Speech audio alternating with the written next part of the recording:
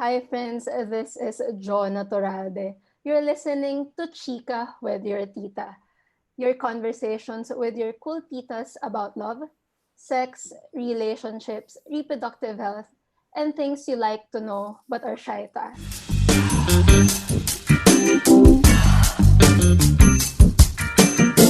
Our guest for this episode is one of the longtime sassy tita of reproductive health in Palawan.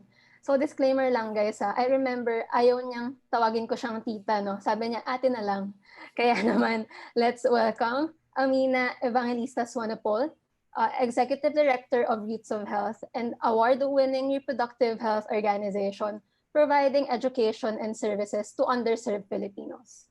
So hi Ate Ami. Salamat, Jonah. Naalala mo pa yan, ha? Na medyo, na-shock lang ako nun kasi, it was one of the first times na tinawag akong tita. But, I think I just need to embrace that I'm of the tita age na. So, but you can still call me ate. Yung iba na lang, tita. I mean, mas comfortable din naman ako to calling you ate. And you don't look like a very tita one. But thank you po for accepting to guest in this episode, even though it's called a Chika with your tita. No problem. And thank you so much for inviting me. Yeah, thank you, Ate Ami. So for today's episode, this conversation is very much close to you, no? It's your everyday work, no? And we know how it's a bit hindi siya nakikita as of importance and significance pre-pandemic, no, yung reproductive health of adolescents. And why do you think po na kailangan pa tong i-highlight this pandemic, lalo na ngayong pandemic, na kailangan pag-usapan natin siya?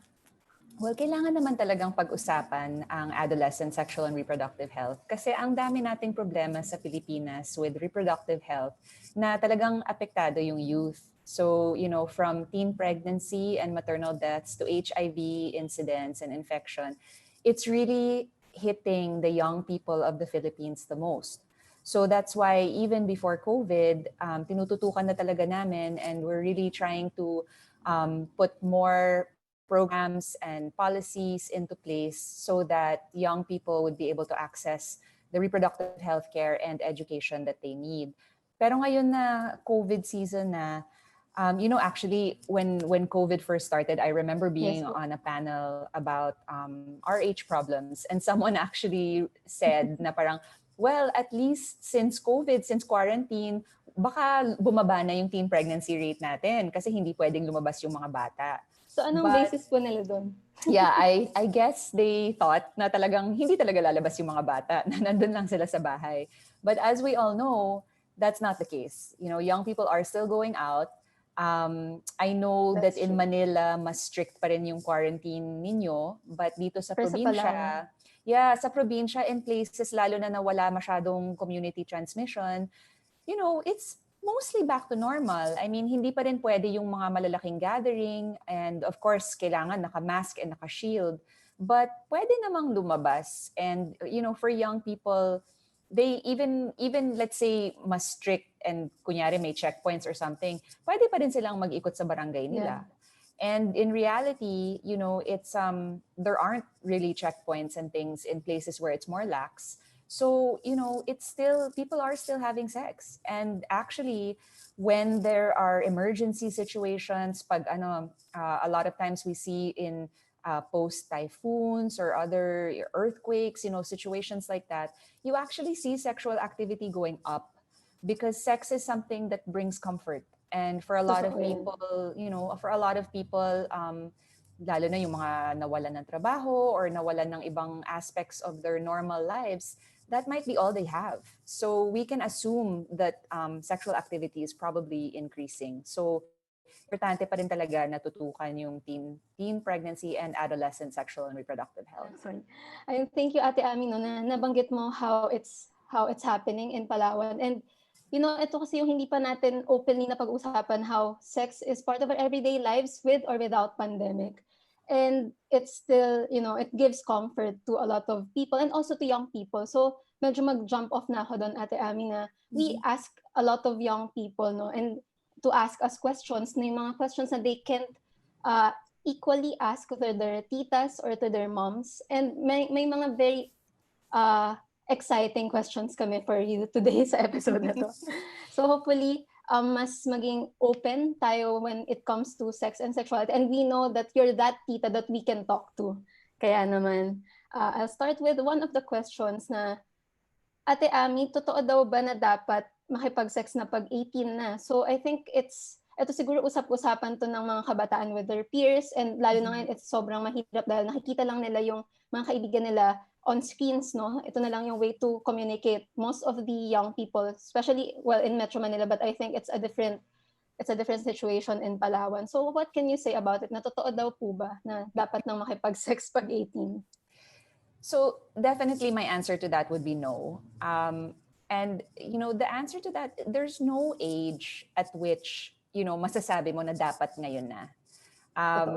There's a lot of people, iba-iba talaga for everyone. Para sa may mga tao na mas maagang nagiging very mature and pumapasok sa relationships na nagiging sexual. There are other people na late bloomers who, might not begin having a sexual relationship with anyone until they're in their 20s, late 20s, 30s.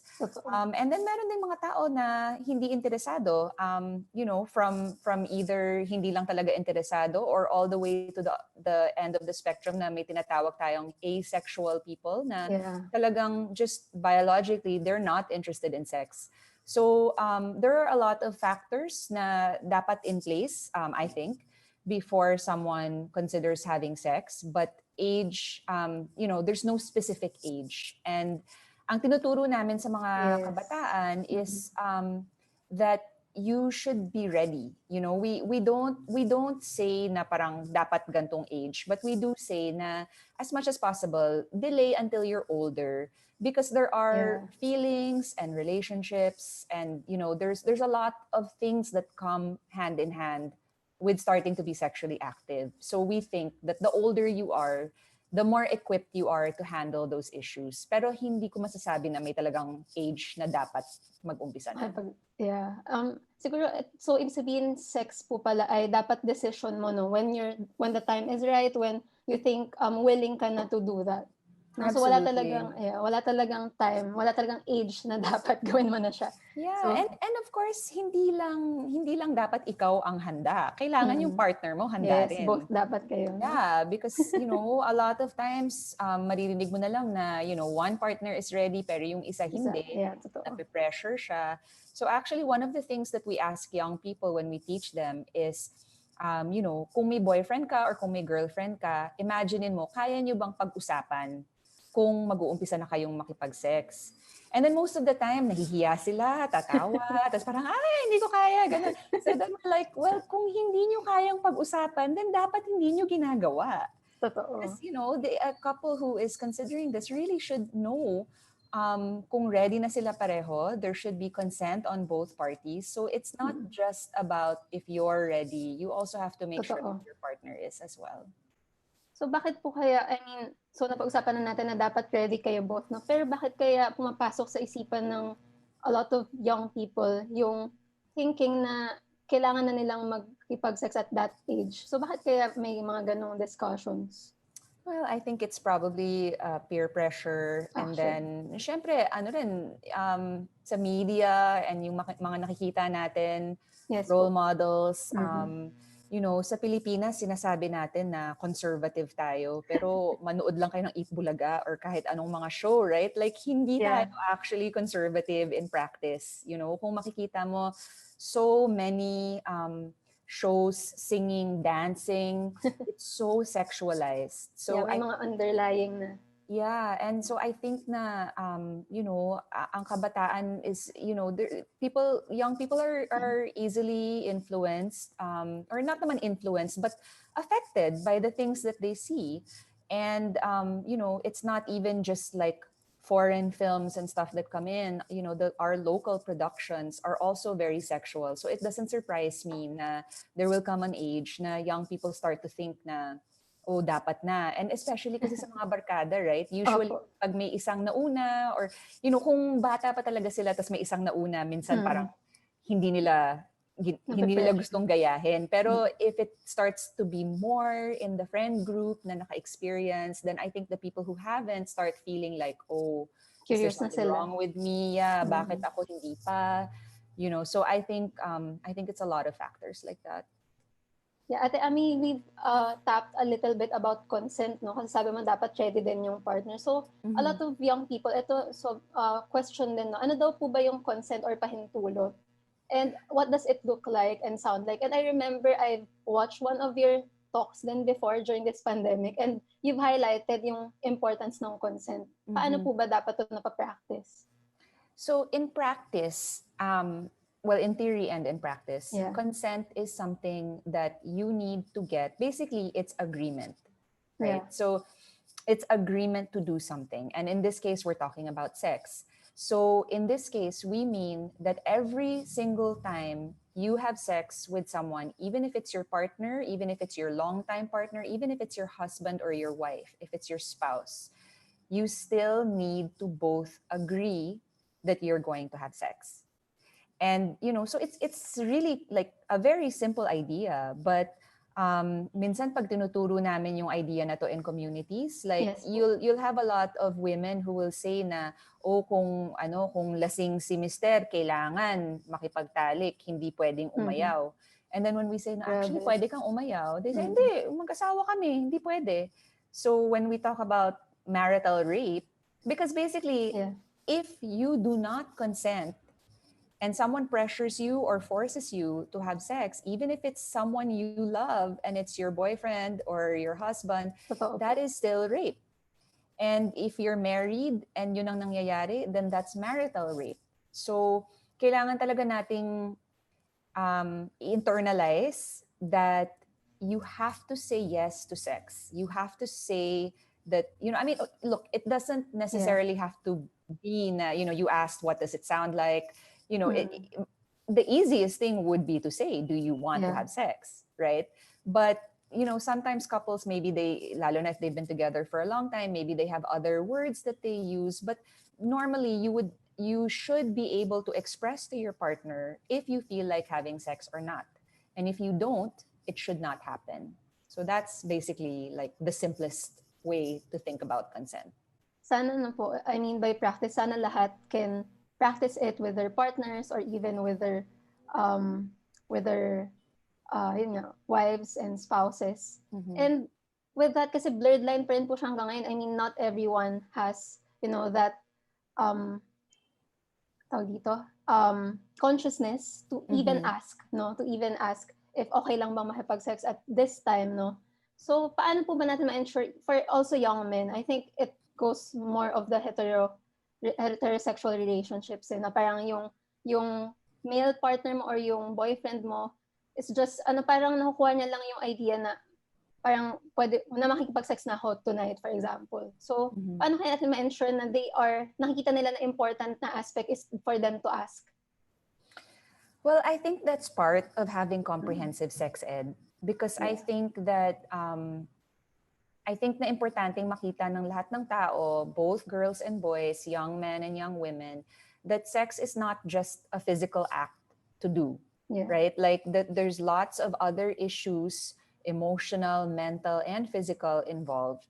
And I think it needs to be part of the discussion, because paano natin pag-uusapan ng consent pag yung sex mismo hindi natin pinag-uusapan, right? So you really need to have discussion of sexuality out in the open, because then if you're talking about sex in the open, then you can talk about relationships in the open. You can talk about ano ba yung mga abusive behaviors in a relationship, because of course pressuring someone to have sex when they're not ready is abusive and it's wrong. So, I really think that like to get everyone on board, we have to make sure that we're talking about these issues. And actually, kaninang umaga nga lang, may nagtanong sa akin about our programs, and they were saying, girls lang ba ang tinuturuan ninyo? Because they were thinking, oh, well, teen pregnancy, sex, ganun, oh, girls Babae lang yung involved. But I was like, no, hindi sila mabubuntis kung wala silang kasamang lalaki. So, no, like we talk to both genders, both sexes, and it's just, to me, like the most important thing is mas maging open tayo in society to be discussing sexuality and relationships. And I think it's through talking about it that we can discuss and then model for young people what a sexual relationship should look like. And if we are saying Yes. na dapat, mutually respectful and no peer pressuring and there has to be consent, if that becomes the norm, then that would be the expectation, and hopefully we'd get to the point where that's how everyone will be, and that they'll always think na, oh, okay, if I want to have sex, like I have to make sure na okay din sa partner ko. So, for someone to have a healthy relationship po pala, it needs to be both, no? Openly talking about sex, openly agreeing to have consent, and openly talking about your relationship for young people to have healthy relationships. But one of the things din po na young people are asking, important po ba for parents or guardian to have an opinion with their sexual lives or with their romantic relationships? What do you think po with that? Absolutely. No, I really think so. Like I'm very close to my parents, and Yes. my sister has 3 boys, and she's very close to them. I have 2 kids now. They're only 9 and 7, Yeah. but we're very close, and it's very important for parents to talk to their children about sexuality, and it's very important na hindi lang nila ipagbabawal and that's it. Yeah. Hindi pwedeng, oh anak, wag mo to gawin hanggang kasal ka na, and then have no other conversation. This is something like we train parents on how Yes. to talk to their kids about sex. Because, if you're a parent, kung gusto mong protektahan anak mo, if you want to keep them safe and, help them to stay healthy and to stay safe, you need to equip them with the information they need. And so it's really best, like, for example, if you're a religious family and because of your religion, you believe that 2 people should not have sex until they're Yeah. married, a parent should explain that. Kung Not bakit. just say na bawal, but to say, anak, religion is a very important aspect of our lives because of this, and that. And because of that, this is what we believe. This is what the Bible tells us. This is Jesus' teaching, and to teach it. And for parents na hindi religious, but they still want, don't want their kids to do it. And even the ones who are religious, I think it's also important to tell kids what could be the harms that could come Yeah. to them. Not just, okay, pwede kang mabuntis, pwede kang magkaroon ng sexually transmitted infection, but also the aspects of you could get really, really hurt, and you could get really heartbroken, and you could get stigmatized in your social circles. There's Yeah. so many things that could happen. And so for me, for a lot of children, I know na pag lalo na yung mga teenager, minsan there is a stage na parang the last person you would ask for advice from is your It's parent. parent. Yeah. But if you're talking to your kids about sexuality as they're growing up, and you are this trusted source of information, and they know that you love them and you just want to protect them, they're more likely to listen to you. And so this is why, we always tell parents, like, you should talk to your kids about Yes. sexuality, and you should tell them, what your beliefs are, what you want for your kids.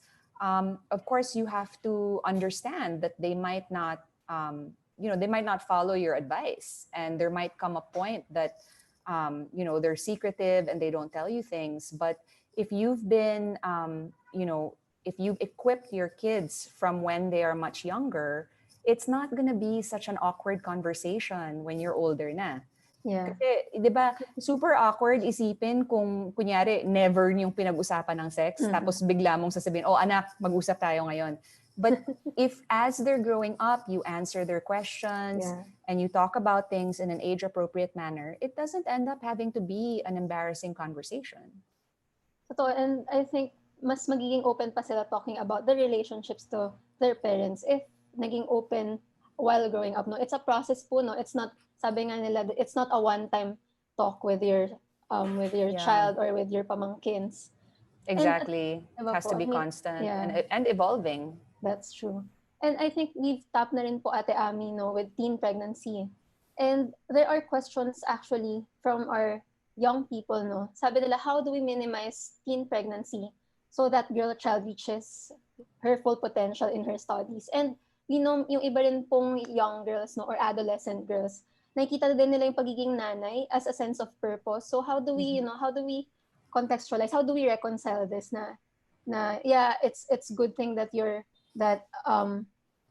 that you have a child, for example, but at that very young age ba dapat ba talaga magkaroon na ng anak? Yeah, no. Short answer is no. Yeah. I think, well, to your second question about like how do we change this perception? Kasi nakikita Yes ko po. rin yan dito.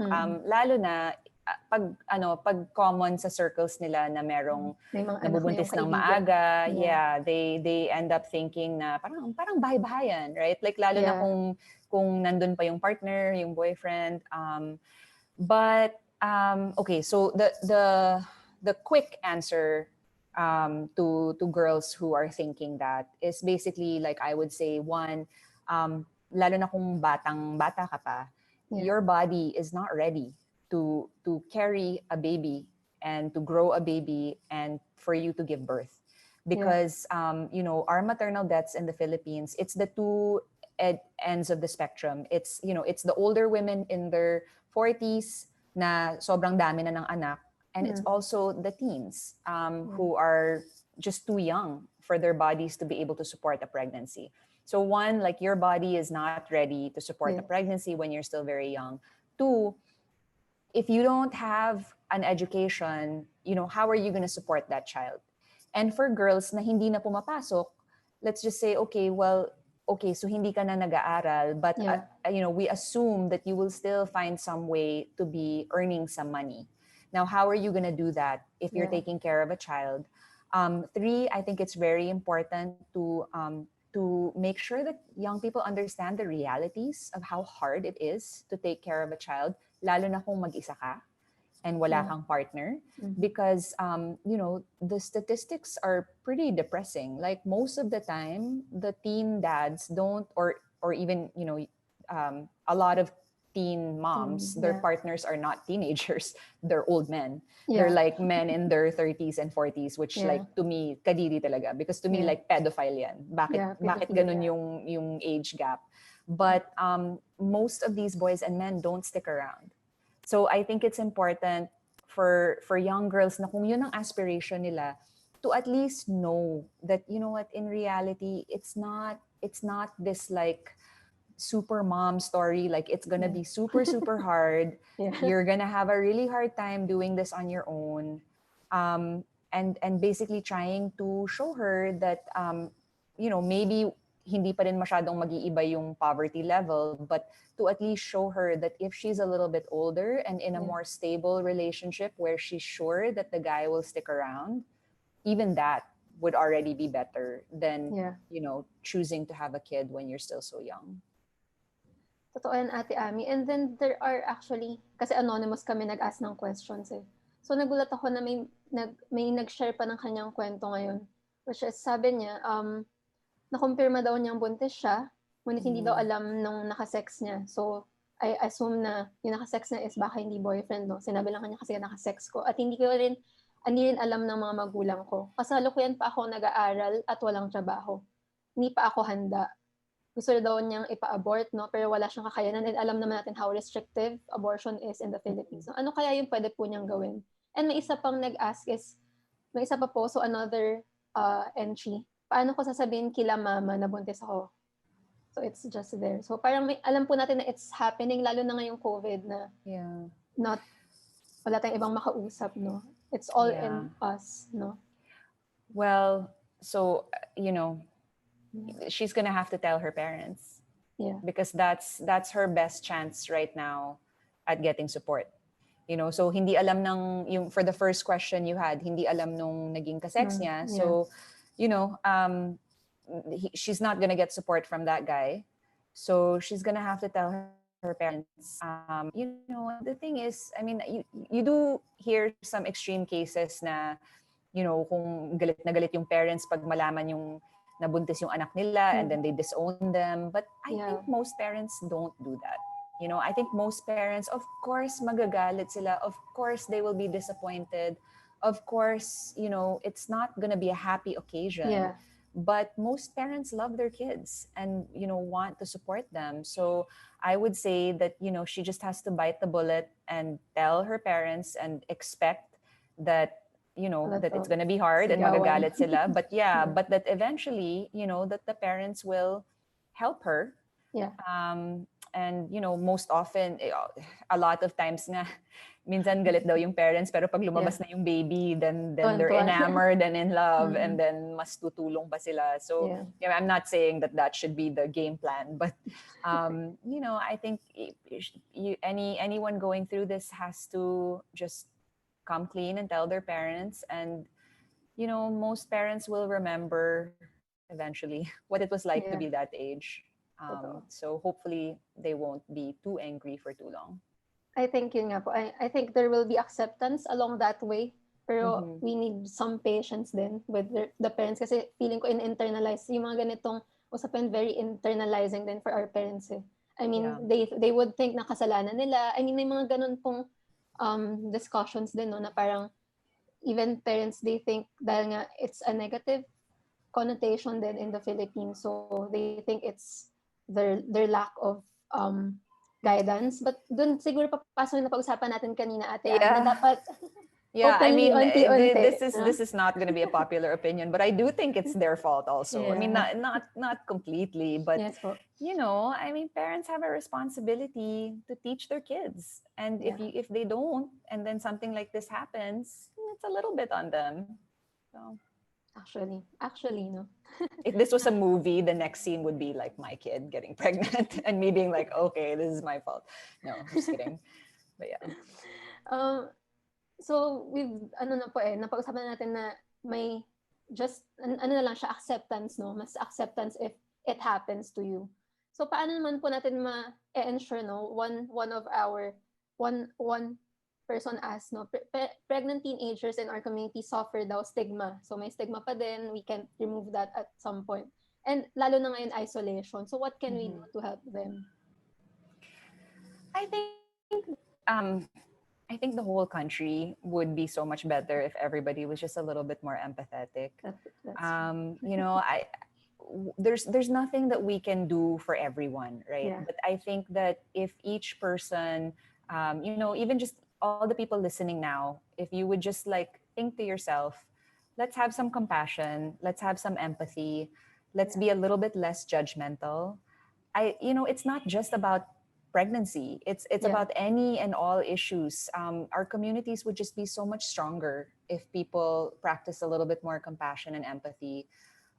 So I mean, for girls who are going through that already, the only advice I give is usually seek out your friends and just try to mute all the voices na hindi tumutulong sa'yo. Just like focus on the people who will be supportive and just try to ignore all the rest of the noise. But for everyone who who's watching this and who's listening, like think about all the people in your life and think about someone who might be going through a hard time, whether it's pregnancy or not, and reach out and be a friend, be supportive. I was just talking to one of my colleagues kanina who we were talking about how much of a hard time a lot of people are having with COVID. And saying, like we all just need to be gentle with ourselves and also gentle with each other, because everyone's going through different reactions, different stages. And if we're all just a little bit nicer and a little bit more patient, I think that everything would be much better. So, what you are saying, Ate Amino, we need to find that ecosystem of support I mean, not only for pregnant young women, but also for everyone, no? Especially at this time, which is very challenging for a lot of us, even us na privileged na in a way. Sobrang nahihirapan. Paano pa, no? You're pregnant at this time without anyone to talk to. Yeah. And at this point, Ate Ami, so we've talked a little bit about, the sexual lives of our adolescents and youth and what happens if they became pregnant na unintended or unwanted. But right now, there are ways na, yun nga, I mean, in the communities that we're in the interviews that I did then for a couple of times before, it's always been yung discussion ay andyan na. andyan na raw, wala na magagawa. But Yeah. I think Yeah. as advocates and for people who are listening, we know that there will always be something that we can do. And one of it is, improving our sexuality education dito sa Pilipinas. And Yeah. may nag-ask po na, paano daw nila malalaman if sex education na yung na-receive nila na education. I think ito kasi, again, like consent and everything about sex in general, it's still a blurred line. It's still Yeah. something na foggy for a lot of young people. Ako, and even myself, I know magiging mahiyain ako to ask these things. So how do we ensure na, or paano namin po malalaman na sex ed, na we are receiving sex ed? Well, unfortunately, you're probably not. And most of us didn't. Yeah. I went to a government school for elementary school and a private school for high school, and I didn't get sex ed in either school. And now, of course, with the RH law, the DepEd is supposed to release. Actually, they have released some parts of curriculum for comprehensive sex ed, but it hasn't been rolled out. They haven't trained teachers. It hasn't been implemented. So most likely, you're not getting sex ed. So I would recommend that you seek out trusted sources of information. If you're someone who has a family doctor or you're going to an OB, like a doctor is always a good person to ask about your questions about sexuality, about sex, about pregnancy. Trusted sources of information like Sex and Sensibilities, like my organization Roots of Health, like She Decides, like Likhaan. There are a lot of sources of information that are accurate and scientific and non-judgmental. So I would seek those kinds of information out. And yeah, I mean, you have to, we have to change how we talk about sex. Like isa sa mga pet peeve ko because, we also work with women, right? And most of the time, pag gobyerno ang kausap and minsan pati yung mga funders namin, when they talk about providing contraception, they always call it family planning. And I always say, please, can we not call it family planning? Can we call it contraception or birth control? Because pag kabataan ang kausap mo, they think that family planning is for titas, right? Like they think that family planning is for people who are married, who want to have a family, who have kids. So most young people, kung yun ang ginagamit natin starting point, let's talk about family planning. Isipin nila, wala naman akong pamilya, hindi yan para sa akin. Yeah. So I'm always like, okay, let's not talk about FP. Let's talk about contraception or birth control. Let's stop using the term premarital sex because so many people don't get married. So many people. If you look at the Philippines, like all of the people na mag-asawa, that's just the term that they use when they start living together and having children together. That they're not usually legally married. Plus, when you think about, LGBT couples who aren't even allowed to get married, they're also having sex. So, we are trying to advocate, let's not call it premarital sex, let's just call it early sex. And so there's ways that right now, the way that we talk about sexuality, even us advocates, we still miss the mark. We're still not like talking in a way that young people will really hear and understand. So it's constantly evolving. I think we just need to keep learning and keep trying different approaches so that we can just bring this conversation and, to a wider circle. Yun nga, Ate Ami, I remember yung survey, yung recent survey, which is 2017, YAPS, not recent na yun. But they still use premarital sex. And even ako, and yung medyo abstinence-driven pa din yung sex ed sa Philippines, no? Na parang, hindi, di ba yung ABCD ng DOH, laging, basta as much as possible, abstinence lang. So, hindi naman natin, what can you say, hindi naman natin pinupush na dapat na makipag-sex na sila, no? Pero it's more of having that choice. Okay, we're okay with people who choose to abstain, pero we need to accept na young people are having sex. So I think yun po yung nami-miss pa natin na mark. Yeah, that's the problem with education that's focused on abstinence only. Paano yung mga estudyante na nandun nakausap mo na hindi na virgin, who have already started having sex? You still have a message for them. We still want to teach them about contraception. We still want to teach them about consent and healthy relationships. But if the message is only don't have sex till you're married, then you've already lost all the people who have already done it. So, that's basically when DepEd pushes back on us and they say like, bakit hindi abstinence only? We're like, well, we do teach that it's, that abstinence is the only 100% way to make sure that you don't get an infection, a sexually Yeah. transmitted infection, and you don't get pregnant. But there's so much more than that. And if we limit it to abstinence only, then that's all you teach. And Totoo that's po not yan. enough. Yeah. Yeah, I mean, napag-usapan din namin sa first episode with Anna, yung virginity, and I think yung mga ganitong constructs ng government din, and ng stigma and norms on sex, yun pa yung nagpo-push to even think na mahalaga yung virginity, for example. Yun nga na pag hindi ka na virgin, you're last pag or whatever. No, I mean, I've even heard people say na ayaw nilang gumamit ng tampon because hindi na daw sila magiging virgin. It's like, okay, this is a little ridiculous. So, Totoo po. I mean, no, ito yung lalo pang pumapatong doon sa, what do you call this, current stigma na at lalo pang nasa-stigmatize because of this. Kailangan talaga ng nuancing sa language, especially when you're talking to youth. Kailangan nakabatay sa identities na din nila. And kasi yun nga, different generation, different perspectives, different experiences. And yun yung kahalagahan na you have a tita to talk to, you have an ate to talk to, especially on sex ed. And ano naman daw po, Ate Ami, no? What are may advantages and disadvantages daw po ba yung sex ed? I think baka gusto mag-focus nag-ask ng question on disadvantages. But I think wala namang disadvantage. well, yeah. I mean, Or biased ako. yeah, I'm definitely biased. So I would definitely say na walang disadvantage. Yeah. I mean, okay, two things I can think of. Yes. And one is actually pretty serious, but I think the advantages still outweigh the disadvantage. Yeah. Is that basically if you are a young person who has been sexually abused or molested, Yeah. and then suddenly you're in a classroom and suddenly it's being discussed, you could get re-traumatized, right? Like it could be, lalo na syempre sa society natin hindi pa uso yung mga trigger warning, di ba? I mean, Yeah. like we know that these things happen and that it's important to give people a heads up, but we don't have that here. So the one thing I could think of that that could be potentially really harmful for a young person is yun nga, if they had been sexually abused and then biglang someone's talking about sex in front of them and they might had been scarred by the experience, re-traumatized.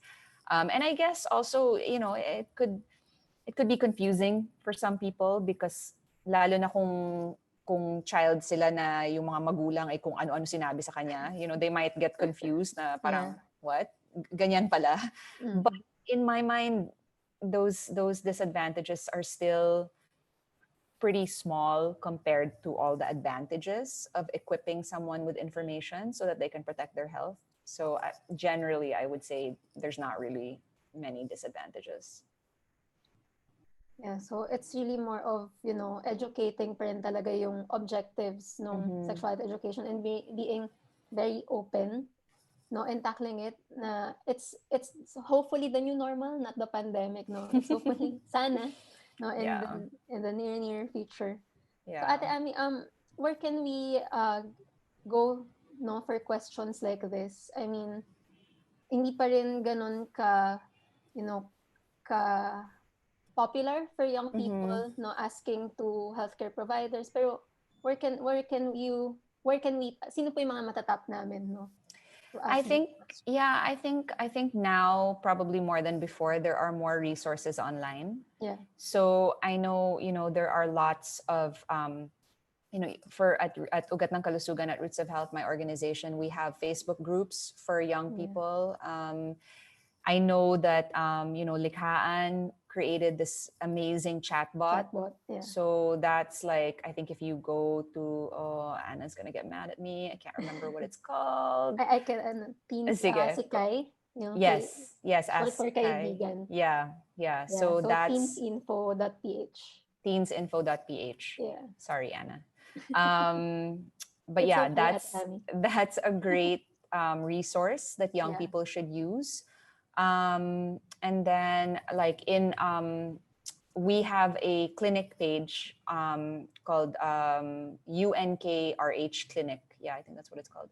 Ugat ng Kalusugan RH Clinic. And in that, we always post content on different aspects of contraception, how they work, about pregnancy, about breastfeeding, and it's all in Filipino, it's all in Tagalog. So there are some sources of information online. So I would start there. I believe with the chatbot, you can also eventually get referrals to a service provider if you need one.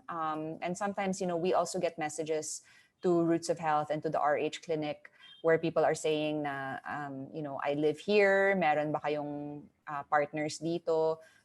We don't have that many partners all over the country, but in some provinces, we do know of orgs na nagpo-provide ng RH info and RH services. So, sometimes we are able to refer people. So I think, finding trusted sources of information online is a great first step.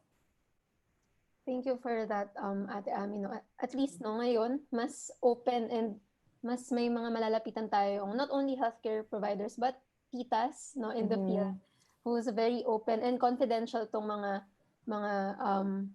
platforms na to. No? Hindi naman sasabihin na, uy, si ganito, anak ni ganito. Definitely not.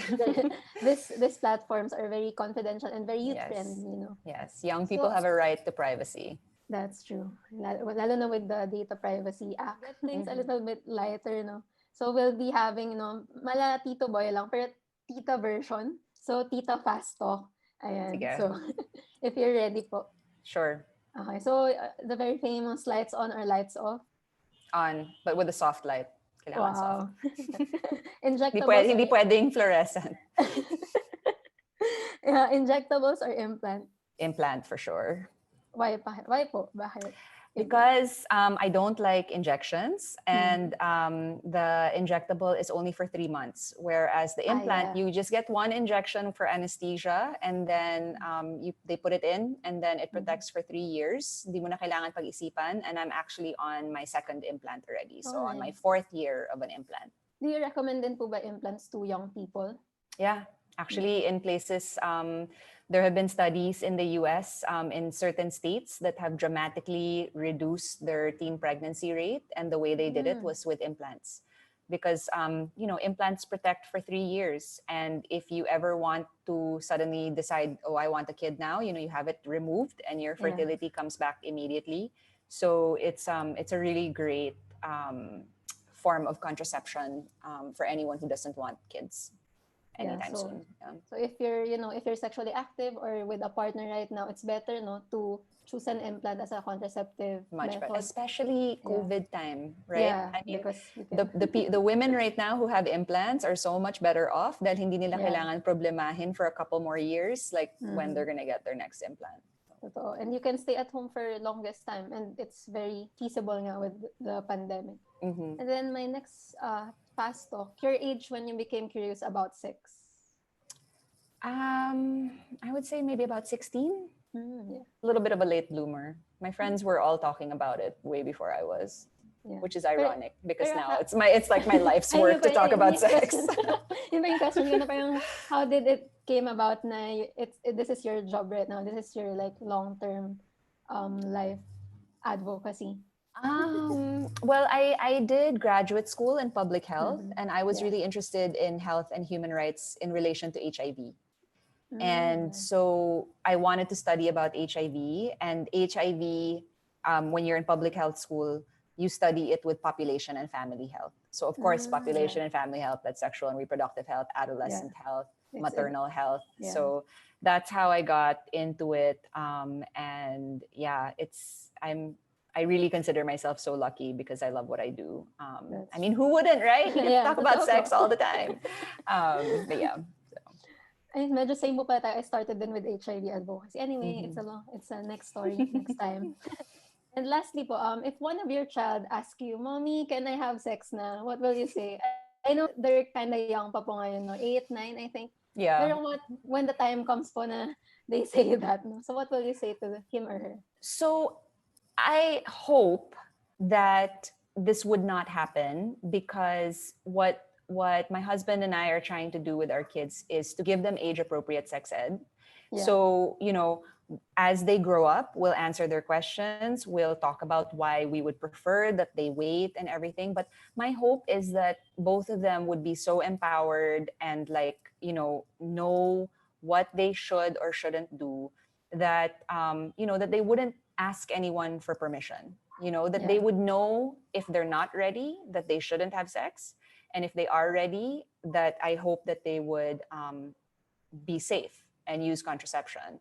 And obviously, of course, if either of them asked me like, "Hey, mom, can you help me like get an implant, or Yeah. can you help me get condoms?" Of course, I would be like, "Yes, sure." Yeah. Like I will, if they're at an age where I feel like they have thought about this responsibly. Yeah. But Pero hindi niya pa um, na-imagine ngayon, no? Kasi bata pa sila. yeah, no, ang hirap imaginin. And Yeah. my husband jokes that that when our daughter's 14, we should just give her an implant even if she doesn't want one. But it's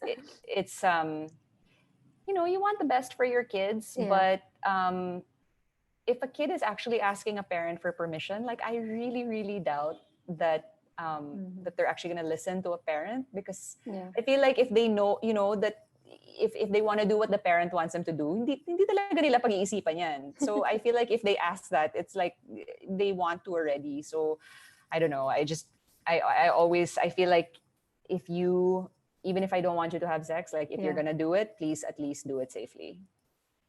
Thank you. Thank you for that, Ate Ami, no? I mean, Sure. we hope na sana may tita, ate, or mom kami like you, who's very open and very willing to talk about this, some uh about these things na sometimes we can't really talk about, no, sa Yeah. dining table at least, no, with your family. And Ate Ami, for your final message to our listeners, I'm Mhm. sure there are a lot of young people who are listening to us, no. Anything na you want to for them to take away, no? What's your takeaway for this? I guess I would say that you know a lot of young people don't really trust adults judgment, lalo Yeah. na when it comes to sex. And so I think it's just really important for young people to to learn as much as they can about sexuality, to trust that when adults are trying to discourage them from Yeah. engaging in sex too early, to trust that they know what they're talking about, that there are reasons why we would prefer that you're not dealing with those issues too Yeah. early, but also just to to feel empowered to protect themselves. A lot of young people don't they're a lot of people kind of are in denial, like they Yeah. just minsan pag magtuturo na kami, some of them they don't even want to listen, and they say, ay, hindi ko yan gagawin Forever. hanggang kasal na ako. Yeah. But then a lot of times, a lot of people say they're not going to have sex until suddenly they are, and then Yeah. because they didn't think ahead, they don't use contraception. So I guess, sorry, sabog yung answer ko, but No. lots of takeaways, but basically empower yourself with information, Yeah. empower yourself with contraception, Yeah. so that if and when you and your partner decide to have sex, that you are doing it safely to protect yourself and protect each other. Thank you so much for that, Ate Ami. I mean, a lot of young people will surely want to talk to you more after this, no? So where can we get in touch with you? Twitter, Facebook, or email po? Sure. Your Yeah, I'm on Twitter, Ami Evangelista. And my email address is ami@rootsofhealth.org. yes. And that's ami@rootsofhealth.org. And yeah, I seriously love talking about sex. So happy to answer any and all questions. And yeah, would welcome any that anyone still has. Thank you, Ate Ami. Narinig niyo yun, guys, no? So you can follow Ate Ami on Twitter, Ami Evangelista, and email her in anything, no? Kahit ano pang about, Yeah, kahit ano pa yan. So absolutely. sobrang, sobrang one message away lang talaga si Ate Ami. Kahit nasa Palawan siya ngayon, personally, I can talk to her about anything, no? So I'm sure she's very willing, more than willing to answer any of your um, questions about sex and reproductive health, no? Thank you Yes. again, Ate Ami. Thank you so much for having Thank me. you. Thank you Take for the time care. Stay po. safe. Yeah. Thank you guys. I hope marami kayo natutunan in this episode on sexuality education, teen pregnancy, and adolescents' experience on sex. This is Chika with your Tita, a sex and sensibilities podcast, putting the sass into sexual health awareness and informed choice. So you can watch us via live stream on YouTube and Facebook at Sex and Sensibilities, and you can listen to us on Spotify and Anchor FM at Chika with your Tita. See you guys on the next episode.